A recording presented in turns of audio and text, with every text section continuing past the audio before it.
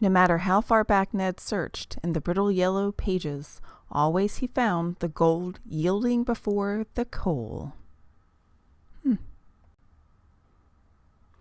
Okay, so hey there guys, I am the Fattest Leech. I am the one that has developed what I call Martinworld, where I've taken all of George's stories, all 80 plus of his stories, which are those back there, and developed this style of using the author to decode himself. So we go through with different stories from his past or with different theories in the fandom now, and we test them against George himself. We test them against the author to see how they hold up. Today, I am bringing you a little bit of fandom heresy, and I am talking about the inherited features of firstborn Targaryens. That's the thing that's important to remember. This applies to firstborn Targaryens whose parents are, at least one of them is Targaryen and one of them is not Targaryen. So what the heck do I mean about this? Well, let's quickly go over the sections and then we'll get to the rest. So this is actually not a very long-winded concept. It's very simple. But I've, on my blog page, which I have linked to in the notes here, if you're not already on the blog page watching this video in reverse, I have a couple of sections. I've broken it down into hair do's and don'ts. So what's the whole gist of this? Germ is the god, his world, his rules. So you could say that this video here could possibly be like a companion video to the incest one that I recorded and posted last week. Seriously, it's real world scientific rules and specifications do not apply. And then the third section is Targaryen. This is the meat of it part. The Targaryen plus non-Targaryen mixes who look like the non-Targaryen parent. And then the Targaryen plus non-Targaryen plus any mixes who look like a Targaryen parent. And then speculated Targaryen mixes. And then there's even a part where Targaryens have identity issues. And this is a huge theme in Song of Ice and Fire in general, is all of the main characters, especially, they're going through this metamorphosis of are they changing? Are they reverting? Are they transmogrifying from the green into the red fire, or vice versa? But it's all of these identity issues that make them possibly not stand with the norm of their family. That's a brother against brother theme. And then a short section of other Targaryens mixes with no description. So, hair do's and hair don'ts. Hair color in A Song of Ice and Fire, as well as all of George R.R. Martin's works, is wildly important, from false colors to honey-colored shades to tints and tones of white and gray and silver. It is not a clue to be underestimated. There seems to be a formula that the firstborn child of a Targaryen plus a non-Targ mix parentage always physically favors the non-Targaryen parent first, while the second born and subsequent children are a little more of a mix of both, or they're just like straight Targ looking, or some other variation. I'm not saying that the second born children in these scenarios, or the third born, fourth born, I'm not saying they're not important, but I'm saying the first child is important. And why is George doing this? Well, this is done for literary purposes. So again, real world rules need not apply. This is to be able to hide a certain child or children in plain sight. So would George be so obvious about something that he's planted in this series when it comes to looks and lineage? Yes.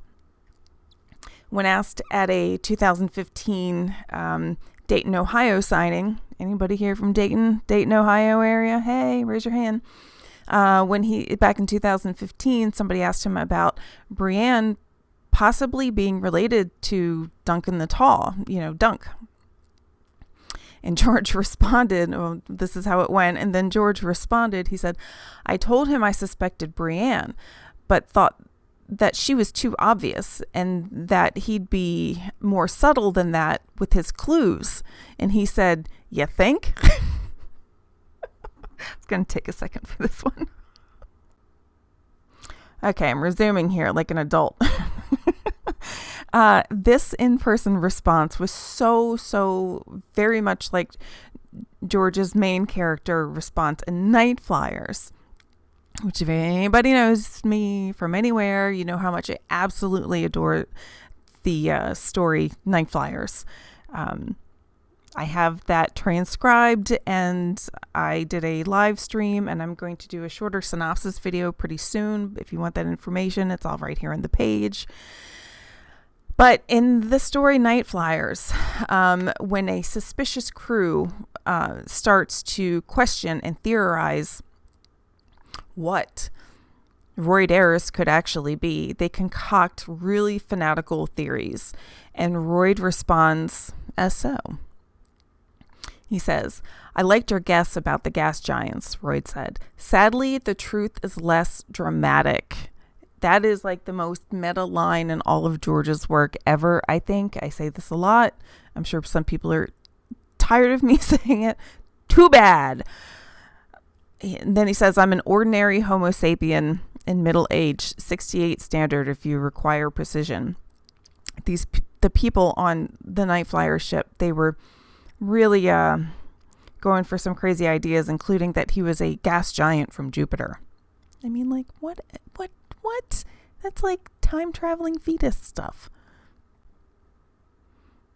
Okay, so to get back to it again, like a good adult should, I first proposed this idea years ago on the Westeros.org forum. And for some reason, people really fought me tooth and nail on this. There was no way. It was crazy.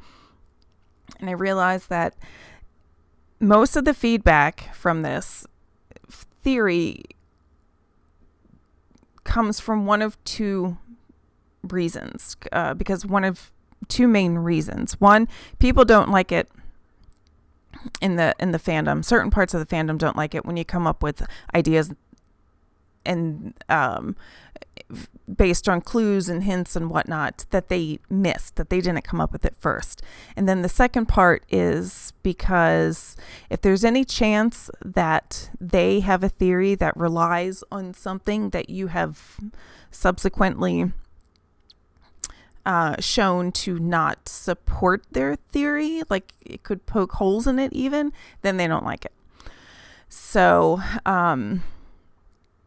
I think that's a little silly. And so the whole point of me writing this down and to share all of this information is to open your mind to some actual like George possibilities rather than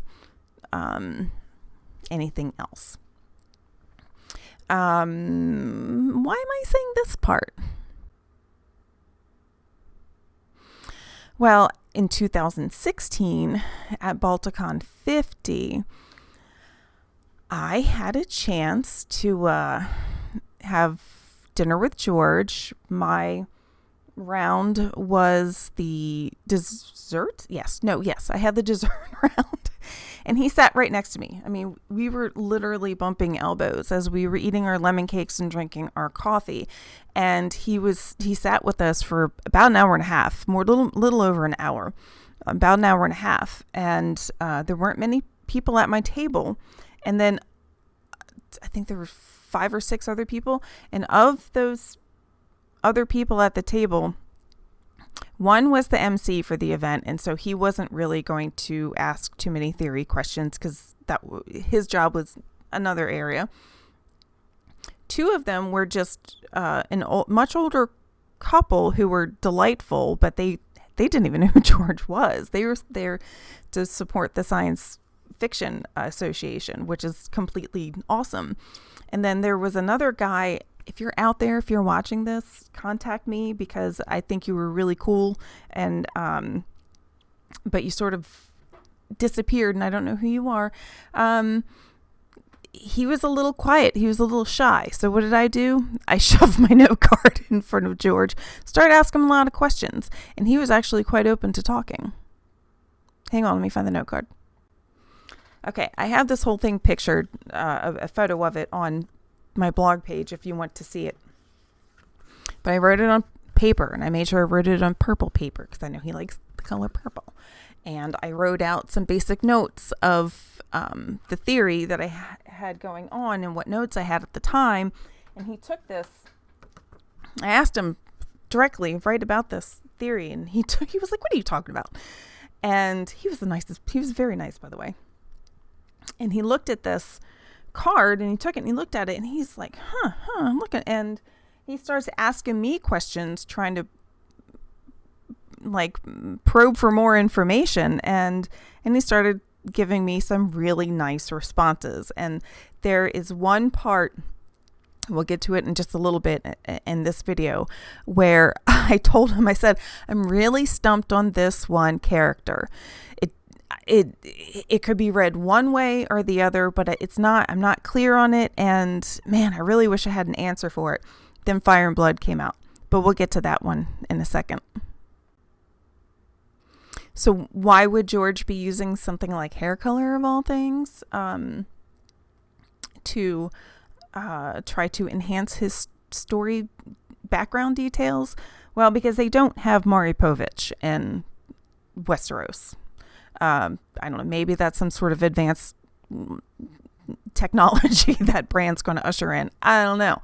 But right now, they don't. They rely on their hair color, eye color, things like that, things we can observe. They're symbols. It's all symbolic. So a symbol is indeed the only possible expression of some invisible essence, a transparent lamp about a spiritual flame, while allegory is one of many possible representations of an embodied thing or familiar principle, and belongs to fancy and not to the imagination. The one is a revelation, the other is an amusement. William Butler Yeats. Sorry for my terrible reading. But this is another reason why real world genetics really do not apply to George's world as a whole. He has to make things reasonably believable, but he has the room to do with it whatever he wants. He is the god of his own world. I mean, Daenerys is first, and she's the ultimate Targaryen, meaning Daenerys came before Valerians themselves. Daenerys came from a couple of different archetypes in George's stories. One of the main ones, including the way she looks, is Cyrene of Lilith and Ash from The Glass Flower, which is an amazing story. And he carried that straight through in his Martinworld style of writing. Hello, huzzah. And that's why Valerians look a certain way. The same thing with the Ice Dragon others, according to George. So there's a blog post from 2013. Again, I have it on my own blog page if you want to read the entire thing. But he's talking about the way Valerians look in his world. And then he goes on to say, Aegon has two true-born siblings, an elder sister Visenya and a younger sister Rhynes. It had long been the custom amongst the dragon lords of Valyria to wed brother to sister to keep the bloodlines pure, but Aegon took both his sisters to bride. By tradition, he was expected to wed only his older sister Visenya. The inclusion of Rhynes as a second wife was unusual, though not without precedent. It was said by some that Aegon wed Visenya out of duty and Rhaenys out of desire. So yeah, those are also bits of information that he wrote into A Song of Ice and Fire. But the key here is how he talks about the Valerians specifically, and the keeping the bloodlines pure, and what the Valerians look like. He says, right from the start, I wanted the Targaryens, and by extension the Valerians from whom they were descended, to be a race apart, with distinctive features that set them apart from the rest of Westeros, and helped explain their obsession with the purity of their blood. To do this, I made conventional high fantasy choices and gave them silver gold hair, purple and violet eyes, fine chiseled aristocratic features. That worked well, at least in the books. On the show, less so. Really quickly, I know at this point in the recording, there's been a lot of talk about a new TV show, House of the Dragon, and it looks like that most of the Valerians who are in the show were cast using black people, which is perfectly fine. We've had more than 10 years with the Game of Thrones show to understand that the books and the TV show are two different things. So we're not going to sit here on this blog, on this video, and argue the semantics between the book and the show. They're two different stories, and that's perfectly fine. They can do what they want on the show. In the books, that's what I'm talking about. That's what this blog is about. We're sticking with the books, and this is what the author has said. So again, brings us to the next section. George is the god, his world, his rules. And I have some of the quotes in there where it talks about the House Targaryen and then the others. He describes those two both very closely, that they are inhuman and elegant and dangerous and striking, and even their coloring with the silver gold and the specific colors of their eyes. And he is very consistent within his own history of this looks like this. And that's because he needs it to be. The main A Song of Ice and Fire, let's just say 7 books, that's the main canon. That's what everything else, all of these secondary books and stories, that's what it all revolves around, is to support the main books. So again, the crux of this theory is actually very simple. It seems as though the firstborn child to a mix of Targaryen and non-Targaryen parents will always conveniently favor the non-Targaryen parent as far as physical looks, while the child may favor the Targ parent for personality and demeanor. Sometimes an exception child may have one Targ feature, but mostly they look non-typical Targaryen or non-typical Valerian, which are those features that I just read from George. It's the subsequent children that most often take after the Targaryen Valerian looks of skin color, hair color, eye color. This seems to occur mostly with just the second child, while the third child and the others, they can vary. So the typical Targaryen or Valerian features are pale skin, silver platinum hair, variety of shades of purple.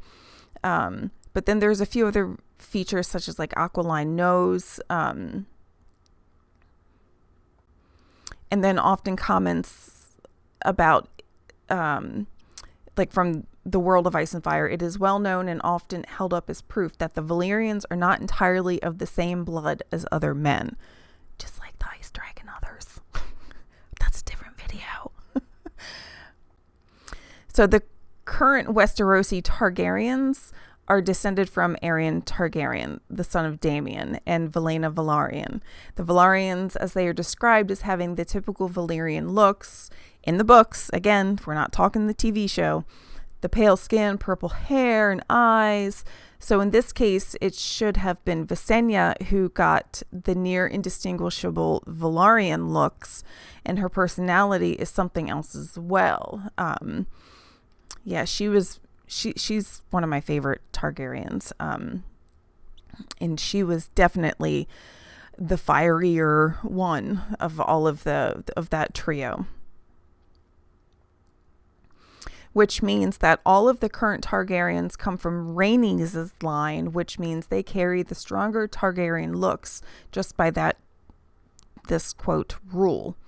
Plus the incest and other which is the other genetic rule that George is playing with. That is based on his own laws, not real world. So outside of like the main A Song of Ice and Fire canon collection, we even get comments like this from the Hedge Knight. The quote goes, "He did not look like a Targaryen in truth with that dark hair." Dunk said as much to Egg. "It said he favors his mother," the boy reminded him. "She was a Dornish princess." So it's one of these things that once, and that's what happened to me. It's like once you looked at who they were talking about, like who the characters in the books were talking about, and then you started paying attention to that, and that it's one of these things that reveals itself to you, one of these story details that reveals itself to you. So then I looked into it more and more and found that it was really very consistent. I asked George about it. He did not tell me no. So then we're going to get to the list. I won't go through all of them. It's on the blog page. Targaryen to non-Targaryen mixes who look like the non-Targaryen parent. Jon Snow. He's not the firstborn of Rhaegar's, but he's the firstborn to a Stark mother, and we know he looks like a Stark because of the whole. Arya looks like Lyanna, looks like Ned, looks like Jon, and you know, it's again, this is how George has seeded this information in the story. It's not that hard. Sadly, the truth is less dramatic. Duncan the Small Targaryen was the first son of Aegon IV, or Egg, and Betha Blackwood, known for her dark hair and beauty. Baelor Breakspear, Aegon Rivers / Bittersteel, the first and only born, took after his Bracken mother with his dark hair and features. Nettles is the first or only born, dark hair, dark eyes, dark skin from the mother. She's a bastard of questionable history, but she follows the pattern. Little Rhaenys, daughter of Rhaegar, she's the firstborn, and she looks like her mother, Elia. Again, when George was asked about the children and what they look like, the most he was willing to describe about the little children is that the little boy was a faceless horror of bone and brain and a few hanks of fair hair. So that's what we get from George. And then this other piece from George, when asked about Rhaenys and baby Aegon, he says, do you have, the question goes, do you have any idea what Rhaenys and Aegon look like? Hair color, eye color, etc. Rhaenys looked more, George answers, sorry about that. George answers, Rhaenys look more like a Martell, Aegon more Targaryen. And then we get to Prince Valar. He was the firstborn. Jacaerys, Luke, Lucerys, and Joffrey Valerian, all three had brown hair and brown eyes, even though the mother, Princess Rhaenyra Targaryen, and Laenor Valerian each had the silver and purple hair, eyes of Valyria. So the boys were most likely the children of Harwin Strong, who had his own feature palette, which was all dark and brown. So yeah, hiding the kids in plain sight. And I know this part is not like totally mind shattering to most people at this point, but and then we get to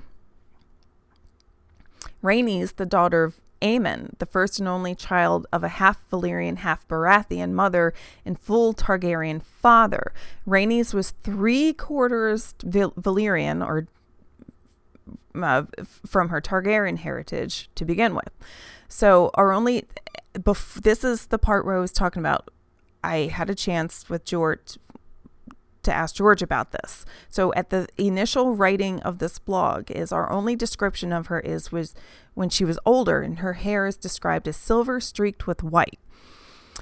And I asked, I'm like, could it be dark blackish hair that turns silver as one ages? You know, that's tends to be what happens in the real world, is if you have very dark, very, very, very dark brown hair, almost black, it turns more silvery and silvery white as it ages. And then the other question I asked was, or is this silver as in Valyrian silver?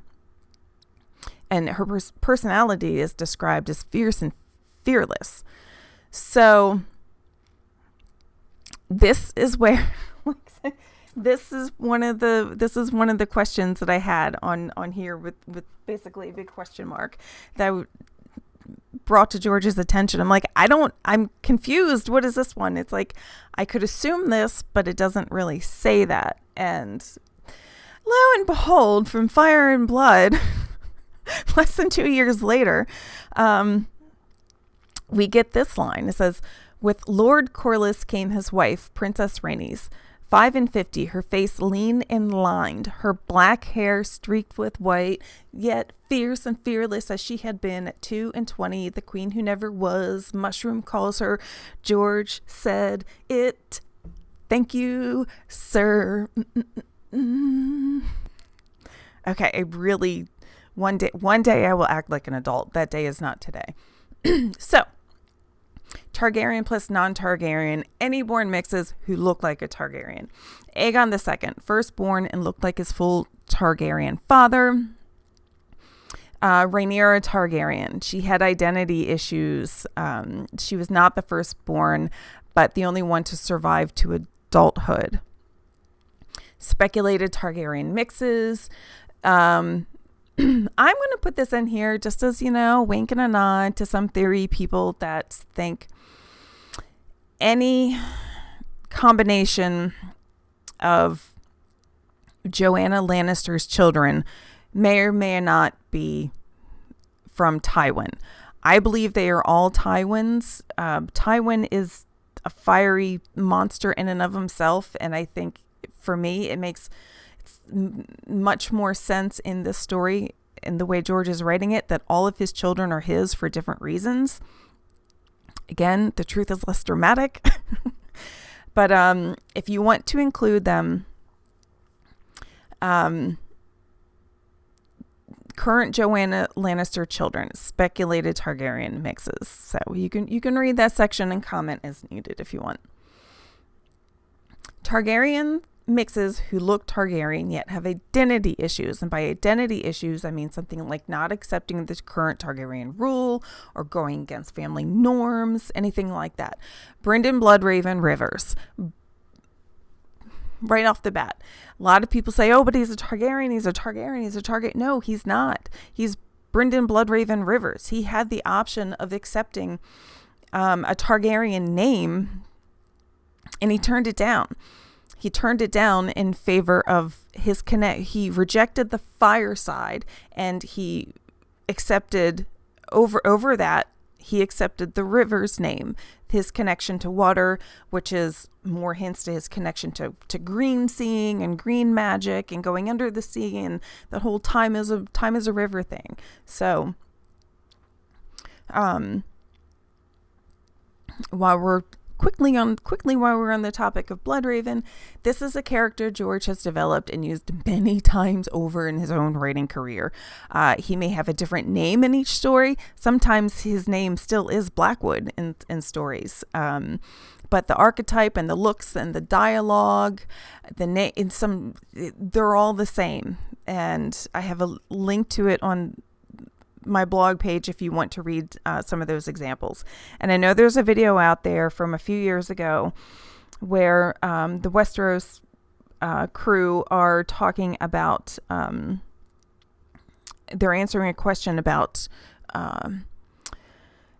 when did George decide to include Bloodraven in the story or something like that. And, they answered it by saying that it was more of a choice of when to introduce him and how to introduce him. So he introduced Bloodraven as a bastard that's half Targaryen that rejects the Targaryen side and goes with the green tree magic side, because Bloodraven is one of these characters that George has taken one archetype from his old story, many of them, and has broken them into 3 characters. So it's almost like the tree has 3 heads, and it's Bran, Bloodraven, Jon over and over again. Bran, Bloodraven, Jon have all come from one archetype in George's past that he just has the literary room in A Song of Ice and Fire, the space where he can expand them into 3 individuals.